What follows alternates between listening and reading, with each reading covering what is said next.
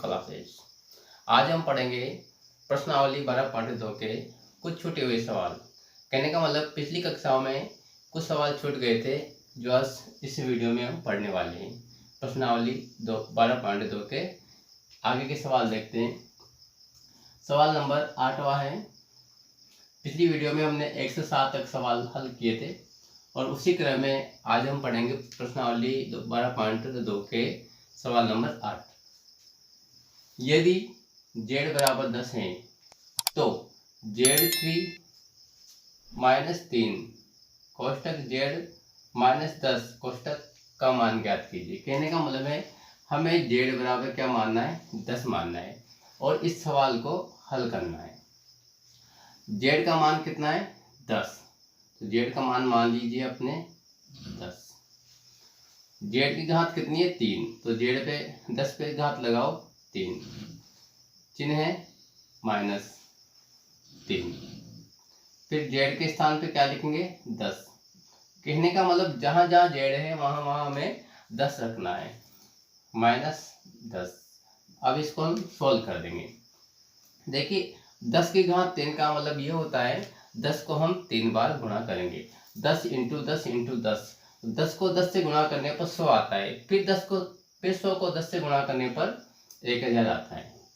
तो 10 की घात 3 का मतलब होता है 1000।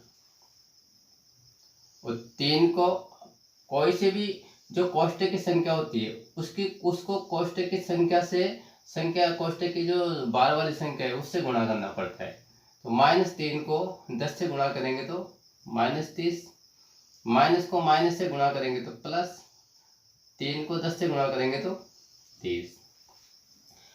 इस प्रकार से प्लस की कितनी संख्या हुई, 1, 2, 1000 और 30 क्या हो गए, प्लस के जुड़ जाएंगे। तो यहाँ आ गया 1030।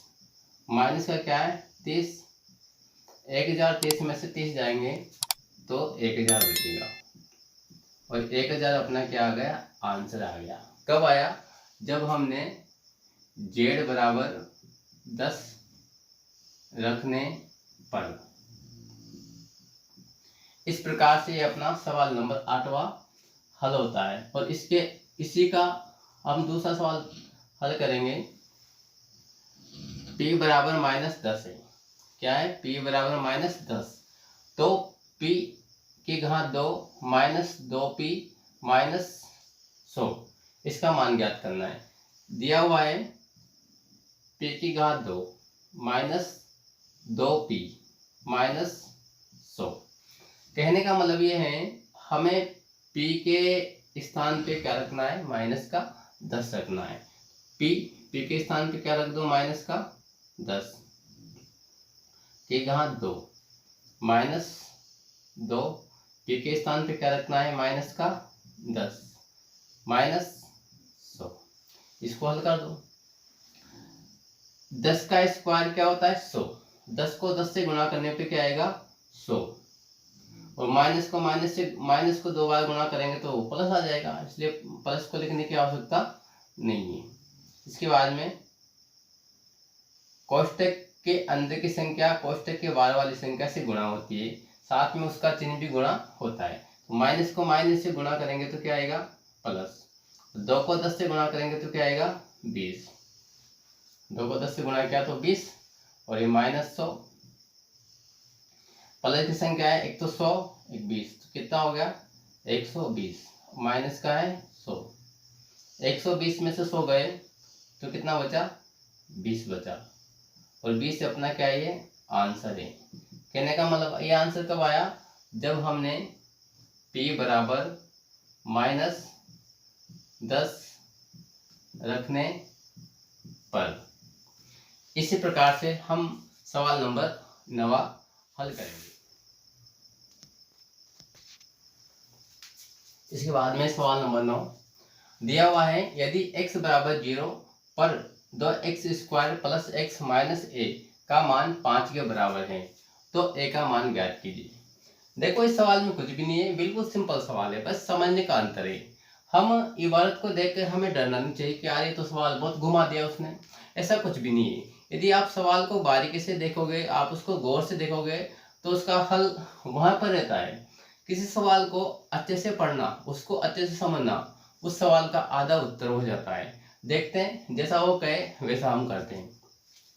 क्या कह रहा है, x बराबर क्या है 0। कहने का मतलब हमें x का मान 0 मानना है। 2x² प्लस x माइनस 1 का मान 5 के बराबर। और क्या कहा उसने कि 2x² प्लस x माइनस 1 का मान किसके बराबर है, 5 के बराबर है। तो क्या करना है, हमें a का मान ज्ञात कीजिए। देखिए, जैसे उसने दे रखा है 2x² plus x minus a किसके बराबर है, का मान 5 के बराबर है, बराबर 5। जैसा उसने कहा वैसा हमने लिखा, अपनी तरफ से हमने कुछ भी नहीं लिखा। देखते हैं, अब उसने यह भी दिया हुआ है कि इस व्यंजक में हमें x का मान कितना मानना है, 0 मानना है। देखिए, 2 x के स्थान पर रख दो 0 की घात 2 प्लस x के स्थान पर रख दो 0 माइनस a बराबर 5। ये चीज तो उसने दे रखी है, इसके स्थान पे x के स्थान पे 0 रख दिया। इसको हल करो, 0 को 2 से गुणा करेंगे, 0 को 2 बार गुणा करेंगे तो भी 0 आएगा, 0 को 10 बार गुणा करेंगे तो भी 0 आएगा, और फिर जो 0 आएगा उसको जिस संख्या से गुणा करेंगे वो भी 0 आएगा। कहने का मतलब बीच में यदि 0 आ गया तो उसका मान 0 ही होगा। ये एक वाइज की तरह काम करता है। तो इसका मान क्या आ गया, 0। 2 को 2 बार गुणा किया, 0 को 2 बार गुणा किया तो 0, फिर 0 को 2 से गुणा करेंगे तो भी 0 ही आएगा, प्लस 0 में से माइनस जाएगा तो वही एक ही बचेगा, माइनस का ये माइनस 1 और बराबर 5। तो अब a का मान क्या आ गया, a बराबर -5। a बराबर क्या आ गया, a बराबर -5। इसका कोई मतलब है नहीं, 0 का कोई मतलब है नहीं कि क्या हो जाए इधर, -a बराबर 5। तो a बराबर -5 और a का मान क्या आ गया, यहाँ पर a का मान आ गया -5। ये अपना क्या है, आंसर है। कब आया, जब हमने x बराबर 0 माना, x का मान 0 रखने पर। तो किसी भी सवाल की इबारत को देख के हमें डरना नहीं चाहिए, बस उसको समझने का प्रयास करना चाहिए। उसमें क्या कॉन्सेप्ट छिपा हुआ है उसको हमें देखना चाहिए, तो वो सवाल अपने आप ही हल होता चला जाता है। इसके बाद में हम देखते हैं सवाल नंबर 10।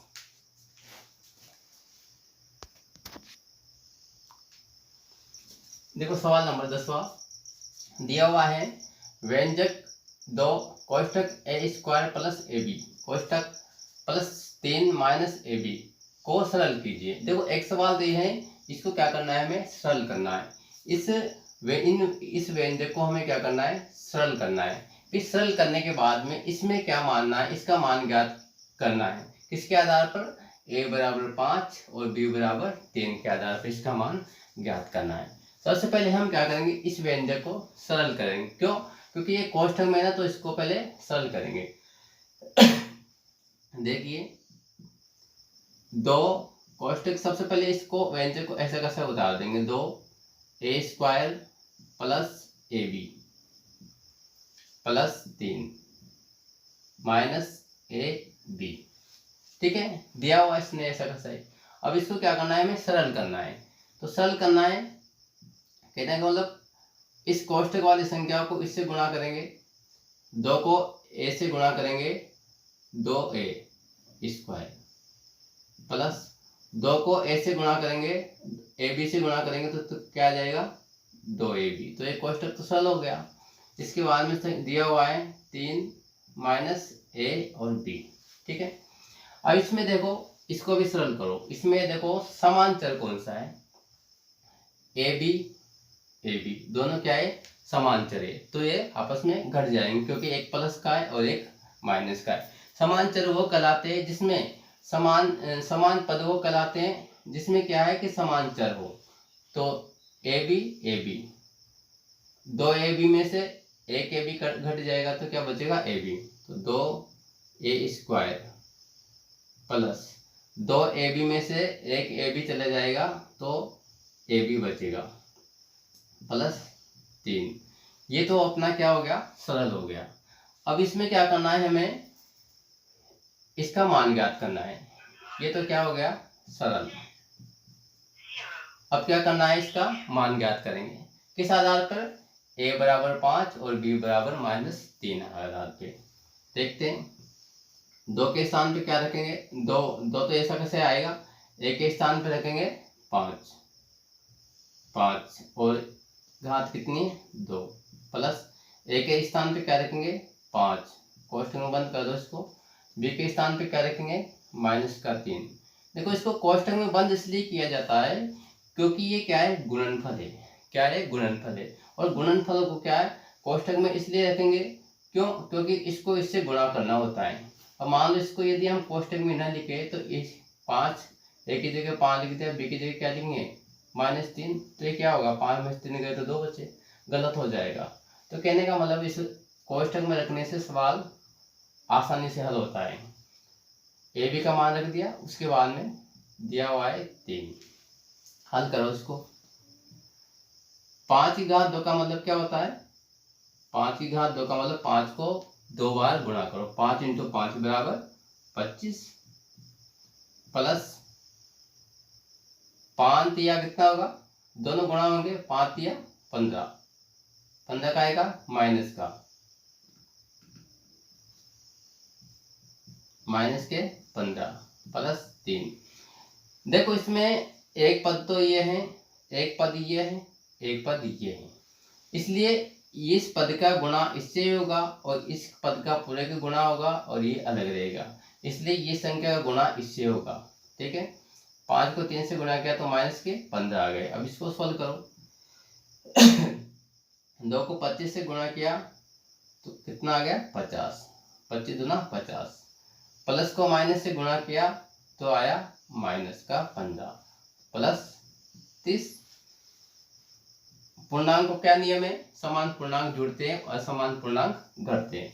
तो प्लस के 50 है और 3 है, तो 50 3 कितने हो गए 53, 53 -15, 53 में से 15 गए तो कितने बचे, 3 में से 5 गए नहीं जाएगा, 13 हो गए, 13 में से 5 गए तो 8, 4 में से 1 गया तो 3, 38। तो 38 इसका क्या आ गया, मान आ गया। ये अपना क्या हो गया, आंसर हो गया। 38 क्या आ गया इसका मान। तो हम लिख सकते हैं कब आया 38 मान, जब हमने क्या माना, a बराबर 5, a बराबर 5 और b बराबर -3 मान रखने पर, मान रखने पर। इस प्रकार से ये प्रश्नावली 12.2 समाप्त होती है। यदि आपको हमारा ये चैनल अच्छा लगा हो या ये वीडियो अच्छा लगा हो तो इसे लाइक करें, कमेंट करें एंड शेयर करें।